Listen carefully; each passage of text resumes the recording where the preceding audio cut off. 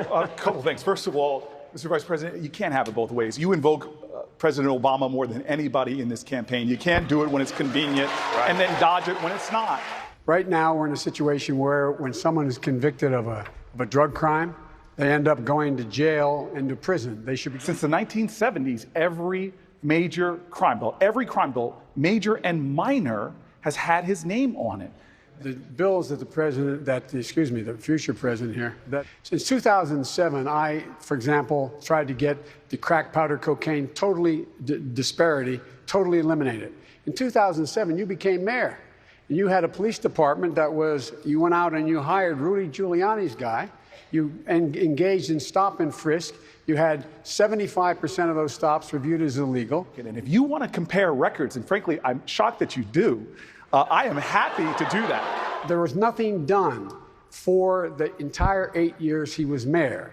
There was nothing done to deal with the police department. I want to bring in Congresswoman Gabbard. Congresswoman Gabbard, you took issue with Senator Harris confronting Vice President Biden at the last debate. You called it a, quote, false accusation that Joe Biden is a racist. What's your response? I want to bring the conversation back to the broken criminal justice system that is disproportionately negatively impacting black and brown people all across this country today. Now, Senator Harris says she's proud of her record as a prosecutor and that she'll be a prosecutor president, but I'm deeply concerned about this record. There are too many examples to cite, but she put over 1,500 people in jail for marijuana violations and then laughed about it when she was asked if she ever smoked marijuana. She blocked evidence.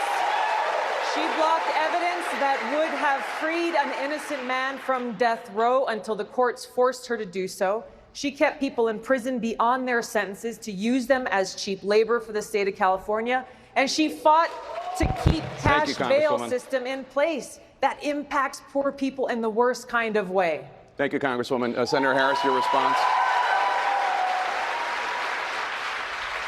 As the elected Attorney General of California, I did the work of significantly reforming the criminal justice system of a state of 40 million people, which became a national model for the work that needs to be done. And I am proud of that work. And I am proud of making a decision to not just give fancy speeches or be in a legislative body and give speeches on the floor, but actually doing the work of being in the position to use the power that I had to reform a system that is badly in need of reform.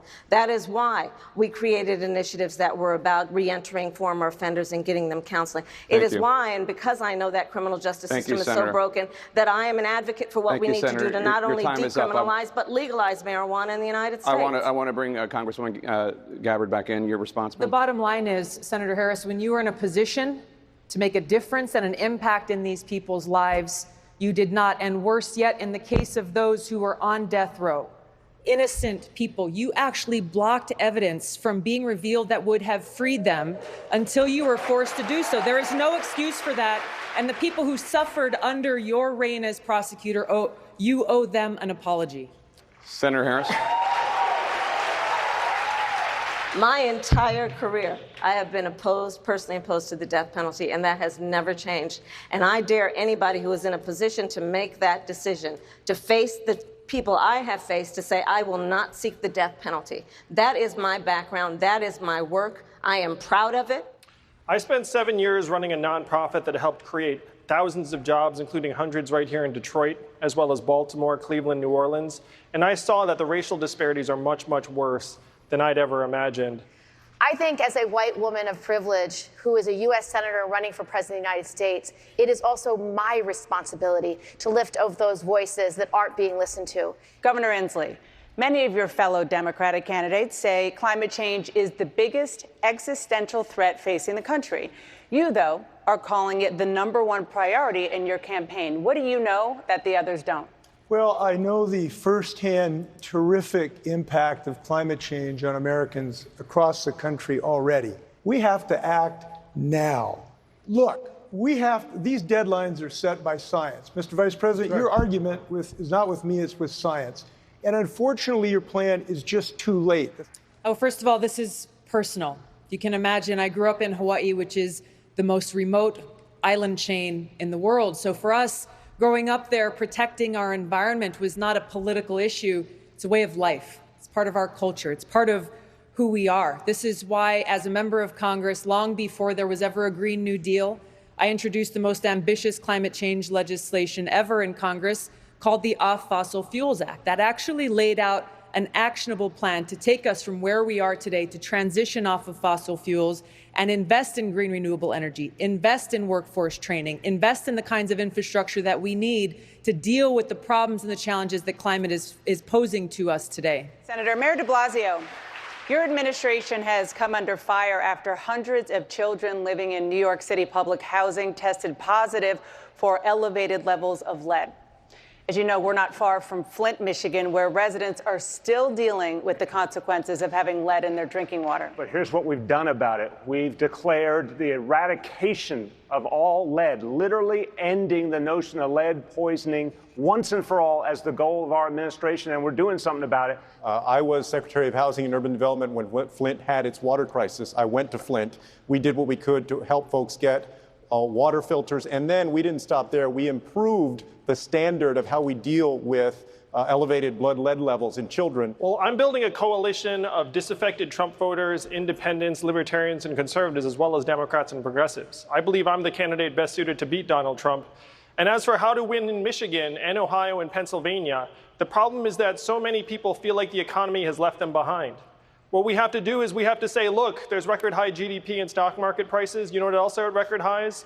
Suicides. Donald Trump won this election because far too many people in this country felt like they've been left behind by both political parties, by self-serving politicians on both sides who are more interested in partisan politics than they are in actually fighting for the people. I'm speaking the truth to people all across this country about the fact that people in Flint, Michigan are still being left behind, still being poisoned by the water in their system, because every single month we are spending $4 billion on a continuing war in Afghanistan, $4 billion every single month, rather than ending that war, bringing our troops home and using those precious resources into serving the needs of the people here in this country, people and communities like Flint. That's the kind of leadership that I'll bring. Thank you, Congresswoman. Senator. We lost the state of Michigan because everybody from Republicans to Russians were targeting the suppression of African-American voters.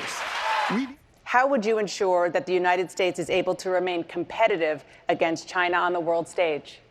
By pushing for fair trade, not trade deals that give away the sovereignty of the American people and our country, that give away American jobs, and that threaten our environment.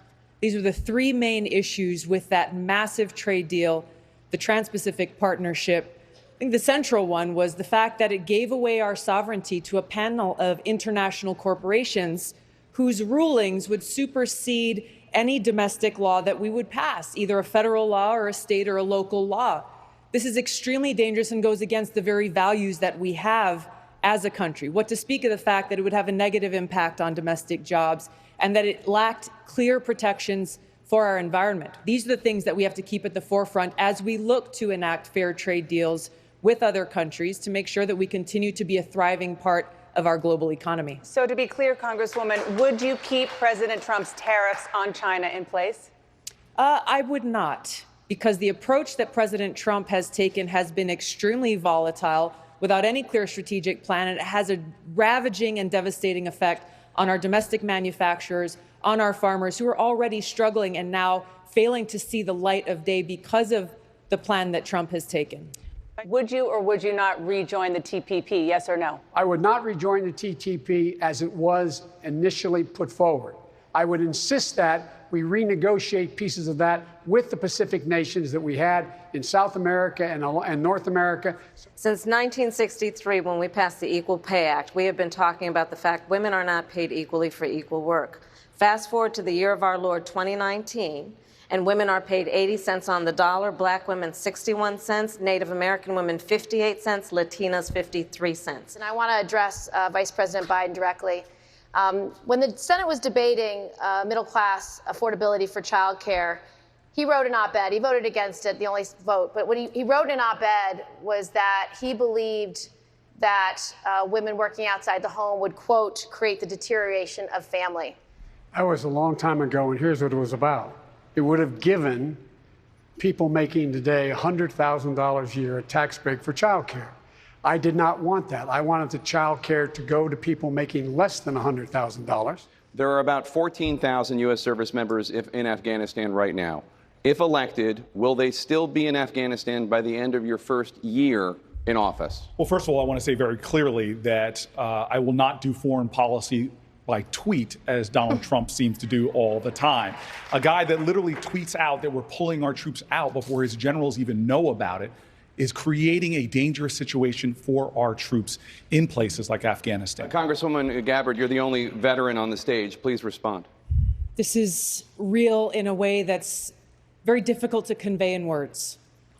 I was deployed to Iraq in 2005 during the height of the war, where I served in a field medical unit where every single day I saw the high cost of war. Just this past week, 2 more of our soldiers were killed in Afghanistan. My cousin is deployed to Afghanistan right now. Nearly 300 of our Hawaii National Guard soldiers are deployed to Afghanistan. 14,000 service members are deployed there. This is not about arbitrary deadlines. This is about leadership, the leadership I will bring to do the right thing, to bring our troops home within the first year in office, because they shouldn't have been there this long. For too long, we've had leaders who have been arbitrating foreign policy from ivory towers in Washington without any idea about the cost and the consequence, the toll that it takes on our service members, on their families. We have to do the right thing, end these wasteful regime change wars, and bring our troops home. Thank you, Congresswoman. Mr. Yang. I would move to de-escalate tensions in Iran because they're responding to the fact that we pulled out of this agreement. And it wasn't just us and Iran. There were many other world powers that were part of that multilateral agreement. We'd have to try and re-enter that agreement, renegotiate the timelines. Let's talk about now the former special counsel Robert Mueller's appearance in front of Congress last week. But listen, look, we all watched his testimony. I read the report. There are 10 clear incidents of obstruction of justice by this president, and he needs to be held accountable. I think it's obvious at this point in our history that the president has committed the crimes worthy of impeachment. But I want to caution my fellow Democrats, while we move in every way we can for impeachment, we have to remember at the same time, the American people are out there looking for us to do something for them in their lives. I think that we have an incredible opportunity in front of us, all of us, to come together just as our parents and grandparents did before them and face challenges even harder than the ones that we face. For decades, we have kicked the can down the road on climate change. And now under Donald Trump, we face a looming catastrophe. Literally, the survival of humanity on this planet in civilization as we know it is in the hands of the next president. I started out in a 2-to-1 Republican district. I won it twice. I've never lost an election since. And I not only bring people together electorally, but also legislatively. I get things done. You know, Donald Trump and warmongering politicians in Washington have failed us. They continue to escalate tensions with other nuclear-armed countries like Russia and China and North Korea, starting a new Cold War, pushing us closer and closer to the brink of nuclear catastrophe. Now, as we stand here tonight, there are thousands of nuclear missiles pointed at us. And if we were to get an attack right here tonight, we would have 30 minutes before we were hit. And you would receive an alert like the one we received in Hawaii last year that would say, incoming missile, seek immediate shelter. This is not a drill. Seek immediate shelter. This is not a drill. And you would see, as we did, as my loved ones in Hawaii did, there is no shelter. This is the warmongers' hoax. There is no shelter. It's all a lie. As president, I will end this insanity because it doesn't have to be this way. I will end these wasteful regime change wars, work to end this new Cold War through the use of diplomacy to de-escalate these tensions and take the trillions of dollars that we've been wasting on these wars and on these weapons and redirect those resources into serving the needs of our people right here at home. Things like health care for all, making sure everyone in this country has clean water to drink and clean air to breathe, investing in education, investing in our infrastructure. The needs are great. As your president, I will put your interests above all else. Donald Trump has not been bashful in his cruelty, and I'm not going to be bashful in my common sense and compassion. I believe that we need leadership that understands that we need to move forward as one nation with one destiny. You know what the talking heads couldn't stop talking about after the last debate? It's not the fact that I'm somehow number 4 on this stage in national polling. It was the fact that I wasn't wearing a tie. Instead of talking about automation in our future, including the fact that we automated away 4 million manufacturing jobs, hundreds of thousands right here in Michigan, we're up here with makeup on our faces and our rehearsed attack lines, playing roles in this reality TV show. It's one reason why we elected a reality TV star as our president. And I will tell you, we have a predator living in the White House. And I'm going to tell you something. Donald Trump has predatory nature and predatory instincts. And the thing about predators is this. By their very nature, they prey on people they perceive to be weak. They prey on people they perceive to be vulnerable. They prey on people who are in need of help, often desperate for help. And predators are cowards. I've said it many times, and I think everyone agrees with this. We're in a battle for the soul of America. Everybody knows who Donald Trump is. We have to let him know who we are. We choose science over fiction. We choose hope over fear. We choose unity over division. And we choose the idea that we can, as Americans, when we act together, do anything. This is the United States of America. If you agree with me, go to Joe 30330 and help me in this fight. Thank you very much.